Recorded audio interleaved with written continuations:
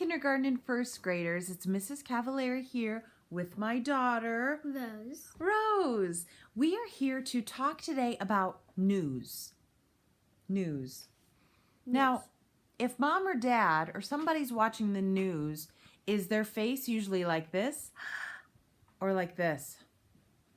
Well, sometimes it can be both. It could be, but sometimes the news makes us go, oh. And there's a lot of sometimes scary, upsetting things in the news. Like maybe an airplane crashed or a helicopter. Sometimes things from around the world or even things in our country. But guess what? In the Bible, we talk about good news, the best news. Did you know that there's a word that means good news? No. The word gospel. Can you say gospel? Gospel. Gospel means good news. And it's all about Jesus.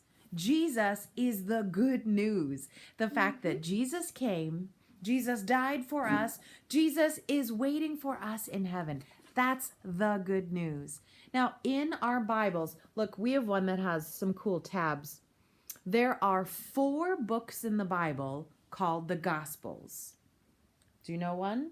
John is one. Luke. It starts with 2 M's. Matthew, Mark, Luke, and John. Let's say it again. M-M. Mike. No. Matthew, Mark, Luke, and John. Very good. Now, those Gospels tell the story of Jesus and the words that Jesus said to us. So every time we go to Mass, Rose, we hear a reading from one of the Gospels. We do. Now, we're going to talk about what we do when we read a Gospel. But look, all of you should have one of these at home in your bag. It's a little outline of a person. Okay? Now, I've gone ahead and drawn in a heart. Rose, I'm going to ask, could you take these 2 markers? Could you draw on a face? How would a face look when they're hearing good news? Okay? Just very simply, a face. You can do that at home too. Would good news make you go, No. Good news would make you smile. Your eyes would be happy as well as your mouth. And every time we hear a reading from the Bible, from one of the Gospels, it makes our mouths go up and our eyes and our hearts listen. Oh, very good, because we know we're going to hear the words of Jesus. Now, every time at Mass, the deacon or the priest will stand up and he holds up the Gospels and then he says, a reading from the Holy Gospel according to either Matthew, Mark, Luke, or John, okay? And then we do something special. We say, glory to you, O Lord. Glory to you, O Lord. Okay? So, a reading from the Holy Gospel according to Luke. And we say, glory to you, O Lord. Good. But that's not it. We also do something with our hands. I know you know this, Rose. I take my thumb and we make a little cross on our forehead, on our mouth, and where our heart is. And where our heart is. Now I'm going to talk about why, but here's what I want Rose to do.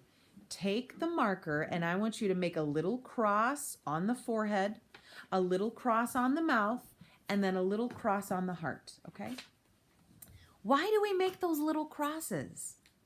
Well, when we hear the words of Jesus, we say, I want your words to be in my mind, so I can always think about your words. And in my mouth. On my lips. And? Wait, let me always speak your words, Jesus. Let me think about them. Let me say them, be on my lips, and be in my heart. So I know your words, Jesus. I know them inside. Do you have it? Mm-hmm. Very The good. mouth you can't really see. It's like it's bleeding. No, that's good. So we say, glory to you, O Lord.